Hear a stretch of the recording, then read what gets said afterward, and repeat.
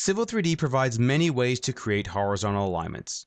An alignment can be created from scratch using the layout tools, or standard AutoCAD objects like lines, arcs, and polylines can be used to create alignments as well. Most of the alignment creation tools are located in the Home tab, Create Design panel, Alignment dropdown. You will find many of the alignment creation tools located here. Alignments are stored in the Prospector tab of the tool space under the Alignments category. In your file, it will be categorized, as you can see here, by the different categories like centerline alignments, offset alignments, curb return alignments, rail alignments, and miscellaneous alignments. Alignments can also be stored in a site to better aid you in subdivision design. As you can see here, I have a subdivision with 2 alignments and a bunch of parcels, and all these alignments and parcels basically talk to each other and communicate as to how to display the geometry and the labels and so on. Alignments, as with everything in Civil 3D, have settings and styles that you need to be aware of. The settings and styles are located in the Settings tab, Alignment category, and then you have the different categories for styles and settings. You have alignment styles, which tells Civil 3D how to display the alignment and what layer it should go on. You also have design checks for doing any kind of design checks that you might want to apply to your alignments. You have label styles, which are all the categories of alignment type labels that you can create in Civil 3D. Table styles for line, curve, spiral, and segment tables. And then all the commands that are in Civil 3D and all of their associated command settings. Again, to edit any of these settings or styles, simply right-click on the specific object or setting you want to change and choose Edit from the shortcut menu. Remember, any of these settings or styles can be defined in the drawing template so that when you create a new file, all of those settings and styles will be available to you, ready to create alignments. This concludes this video discussing an overview of alignments. In Civil 3D, there are 3 types of horizontal constraints that you can apply to alignments: fixed, floating, and free. Certain constraints will automatically be placed on the horizontal elements based on the type of element and tool used to create them. Let's go over a description of each of these right now. The first type is called a fixed element constraint. And what that describes is a fixed element has a fixed position at both ends. Now, fixed elements are not necessarily tangent, and when grip edited, will lose tangency to adjacent alignment elements. So let's go ahead and select this alignment, and let me go ahead and move this curve, and notice how as I adjust the radius, it does not maintain tangency. That is because this object is constrained in a fixed way. Now on this alignment, we do happen to have 2 fixed tangents. However, because I've attached another type of object called a free element, which we'll talk about in a second, editing these tangents will maintain tangency between the curve. Let's talk about the next object type, which is called floating elements. So this is a floating curve because it floats off of this tangent line here. And what that means is that any edits I make to the tangent line will update the curve automatically because it's a floating tangent. So they rely upon this object to adjust itself because I created that as a floating curve.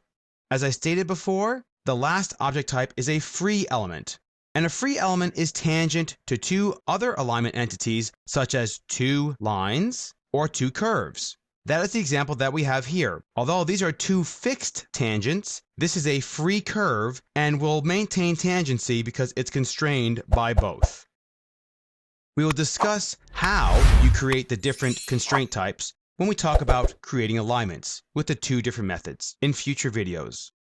This concludes this video discussing the different types of element constraints alignments can have. One of the simplest methods to creating alignment is using PIs, or points of intersection. So let's just discuss how to do this. First, let's go ahead and create our alignment. In the Home tab, Create Design panel, we have the Alignment dropdown, which contains all the alignment creation methods. We want the Alignment Creation Tools option. Let's go ahead and give this a name. So for this project, this is a bypass alignment. We don't need to include into a site because we're not doing any kind of parcel or subdivision design. We have the style that will be used to show or display the alignment. And we do want the labels to appear automatically.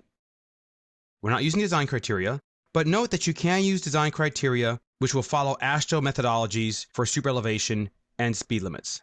Note that you can change the starting station, and you can change it afterwards should you forget to actually change it to a specific starting station. Click OK, and this opens up the alignment layout tools. So we're going to use the PI method, which are the first 4 tools here. And before we continue on, let's go ahead and check the curve and spiral settings. So by selecting this, you can at least define a default radius to apply to the curves and spirals as you generate your alignment using the PI method. In this case, we have a couple with a 500-foot radius, so we'll use that as our default radius. Click OK, and that will now be used to apply to the curves as we place our PIs. We'll go to the drop-down, and we'll select Tangent with Curves. And in this case, I actually have the starting coordinate. So remember the transparent commands. I'm going to use an apostrophe and E, so I know the northing and easting. Press Enter, and then I'm prompted to define the northing. So the northing is 901285.932. Press Enter. The easting is 145.6414.0065. Press Enter.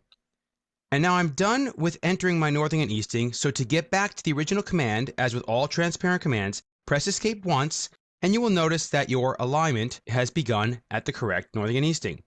Now in the drawing, I provided circles to just snap to the center of these circles, so we can just go over the basic functionality of creating alignments using the PI method. So I'm going to right-click on OSnap, go to Settings, and I'll clear all my snaps and just turn on Center OSnap. And then simply snap to the circles provided. We'll snap there, and notice that as we do so, the curves are added automatically. Now for this last PI, I also have the northing and easting, let's say provided to me by the surveyors. So now I can type that in as well. Again, we'll do apostrophe and E, press Enter, and the northing for this is 902046.977.624, press Enter. The easting is 145.4647.923116. Press Enter, press Escape. And now for this one here, I also have the bearing and distance of, let's say, the center line of the bridge here. So I want to lock that in as well. So the transparent command for bearing and distance is apostrophe BD, press Enter. Notice how you're prompted for the different quadrants: northeast, southeast, southwest, and northwest. In this case, it's northwest, so I could actually simply click in the drawing or type in the number 4 to enter that quadrant. And now I need to specify the bearing, so this is in decimal form.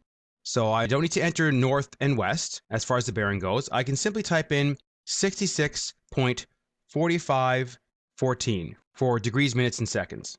Press Enter. Notice how that gets locked in. And then if you had a point about which you could snap to, you could simply snap to the distance to grab that distance. But in this case, we know the distance, and it's 953.01 feet. Press Enter. It still keeps you in the bearing distance command, which is pretty cool if you're doing any kind of traversing or alignment creation for existing alignments, and let's say you happen to have the bearing and distances based on a set of plans. So this is actually a very useful tool when you need to create existing alignments. But we've completed placing the alignment, so press Escape once. That gets me back in the alignment creation tools, and then press Escape again, and you'll notice that the stationing appears automatically because we told it the labels that we wanted to place on the alignment. Now let's go ahead and edit the curves that are not the default 500. So that's the first curve and the last curve. So I'll simply select my alignment, and just to mention here, now these tools are already open, so I could have actually selected the Alignment Grid View tool, but if let's say these tools were not open, I could simply select the Geometry Editor tool from the contextual ribbon, and that would open up the toolbar. Let's go ahead and select the Grid View, which opens up in the panorama, and I'm going to turn Auto Hide off so we can see the alignment as well as the panorama. I can even press Escape to clear my selection set. Notice how this still stays open. What I want to show you now is the interaction between the panorama grid view and the alignment. When you select a horizontal element, you'll notice that in the drawing, it does update, which is really cool and gives you a nice visual feedback. Notice that, as we discussed in the constraints video, there are fixed constraints and free constraints. So even though the tangent is a fixed constraint, which if connected to another fixed object would not maintain tangency, because the arc is automatically tangent to both lines, and tangency will be maintained as you make edits. So again, we want to change the curves here. So I'll scroll to the right. And again, one of the great things about Civil 3D is its visual feedback and dynamic modeling functionality. So as I change the radius here, automatically the stationing will update and the PC and PT labels will also update. I need to next select the last curve, which is number 8 here. And notice how that highlights in the drawing. And for this radius here, I want to change this to 700. Press enter. Notice how it automatically updates as well. If I press escape, that will bring my alignment back to normal view. And then if I'm done with my editing, I can simply close the panorama window. You can also close the alignment layout tools once you have completed your alignment. This concludes this video discussing alignment creation using the PI method. As mentioned in the constraints video, there are many ways to constrain the different parts of your alignment. Civil 3D provides tools that enable you to do this to your horizontal elements. Let's discuss how to do this. First, let's go ahead and create a new alignment based on a line that we have created in our drawing that comes from the existing centerline. I'll go to the Alignment drop-down in the Create Design panel and select Create Alignments from Objects. Notice the object types that you can select, line, arcs, and polylines, and you can even select objects in an XREF. I'll just zoom in here and select this line, press Enter, and notice how it prompts me to accept the alignment direction. In this case, this is incorrect, so I need to reverse this direction based on how it was created. I'll simply click on Reverse, and it automatically will generate the alignment, and you're prompted with the Create Alignment from Objects. So we're going to create the same exact alignment. We'll call this one Bypass 1. Starting station of 0. We are not going to put this alignment into a site. This is the style we want to use, which is Layout. We'll select the Major, Minor, Horizontal, Vertical, and Geometry and Super Elevation Points label set, which will provide labels that will automatically appear as we create our alignment. Although we'll keep this toggled on, it will not generate a curve as there are no curves that we have selected between two lines. We will keep our existing entity and click OK. We now have an initial alignment with just the tangent. So now what I want to do is I want to create another tangent to begin the next segments of our alignment. To edit your alignment or add any elements to it, select the alignment, and in the Contextual tab, select Geometry Editor. The tools to the left here are the PI tools, which we covered in the Creating Alignments by PI Method video. These tools here provide tools to create different segments like drawing lines and arcs, but constraining them with the different methods. So you'll first notice this linear drop-down, fixed, floating, and free. And then we have this curve segment, which is fixed, floating, and free curves. And then we have some additional spiral tools. So let's go ahead and just create a fixed line, 2 points. Now, it does matter in which direction you draw the actual lines or arcs. If you do make a mistake, there is a reverse sub-entity direction. So I'm going to just snap to the center of this circle to draw that first tangent. And this first instance is the PI. This second instance is actually the PC that I'm snapping to. I'll press Enter. Notice how we have no stationing because they are not connected. So now let's go ahead and select the free curve fillet between two entities, defining a radius as well.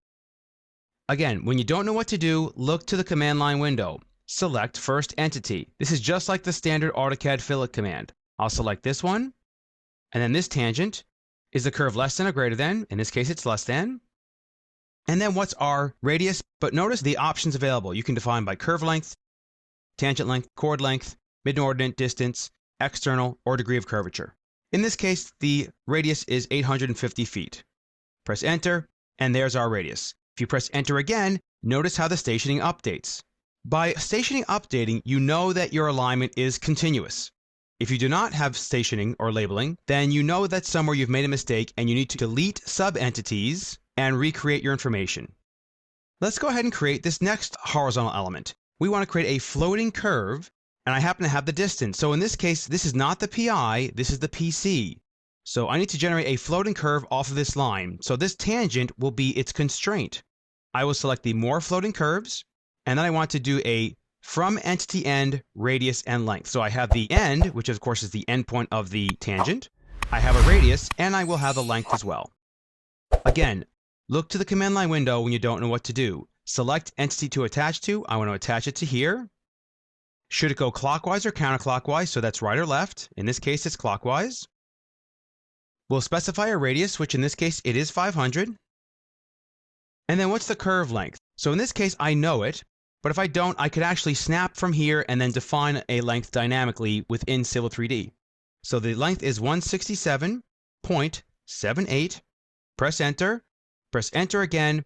The stationing continues, and notice as I select the grips, this object is now constrained by this tangent. As I move the tangent, it will move with it because I have defined a floating curve. Now what I want to do is I want to select this alignment again, and I will click on Geometry Editor. Sometimes if this gets grayed out, just select it again and select Geometry Editor. I want to select the fixed line, 2 points, and I'll simply snap to the endpoint of that. And then this happens to be the PI of this next curve. Click there, press enter, the stationing continues. Now what I want to do is I want to create another floating curve, and I'm just going to kind of eyeball it and guess it because I have this ending tangent that I can use, and I want to create a reverse curve from that other curve. So let's go ahead and select the More Floating Curves, Floating Curve Entity End, Radius and Length, and I'll select my entity to attach to, and this too is clockwise. And then the radius is 500 as well, so notice how it's already in the less than and greater than, so I can actually just press enter. Now I want to just kind of eyeball this, so I'll simply snap to the endpoint of my line here, and notice how the length automatically just appears at the end of my cursor. So I'll just click in space, press enter, and we have our stationing, updating automatically. Now I want to actually use this line as my ending tangent. And what's really cool is the fact that right in your toolbar, you have this Convert AutoCAD Line and Arc tool that you can convert while you're in the middle of creating your alignment. So I'll go ahead and select that. I'll make my tangent the last tangent in the alignment. It doesn't station because it's not connected yet. But now what I want to do is I want to create a free curve fillet between two entities, and I'm actually going to make a reverse curve from this curve to this tangent. So I'll select my first entity, which is the curve. I'll select the next entity, which is the tangent. And notice how it first prompts you for a solution angle, which in this case it is less than. But because it knows you selected a curve initially, you can create either a compound curve or a reverse curve. So I want to pick a reverse curve. I know that the radius is 700, so I'll type in 700, press enter, and just like that, I now have my completed alignment using standard 2D constraint type tools. As you select your alignment, if you wanted to make minor edits to it, you will notice that the grips appear at the correct spots based on the constraints that were applied to them. So as you can see here, I'm getting this grip here because it was constrained to this object. The same thing applies to this one. As I select this one here, this too will also be constrained to that object. If you want to change any of the constraint types and their relationships to each of the other horizontal elements, you can select the horizontal element editor, and then within here, I can actually define and change how I want these objects to be applied. So I can just change that like that, and now these objects are completely tangent and constrained appropriately. Also note, you can still change the same exact settings that you were able to change with the PI method. Some additional values will be here as well because this was defined as a floating curve and I can change the actual length if I wanted to. Again, because it's constrained on both sides, if I change the length here, it will actually update on both sides. If you mess up at all, you can simply hit the undo button here as well. That will undo your previous alignment edit. This concludes this video discussing creating alignments using the fixed, floating, and free methods.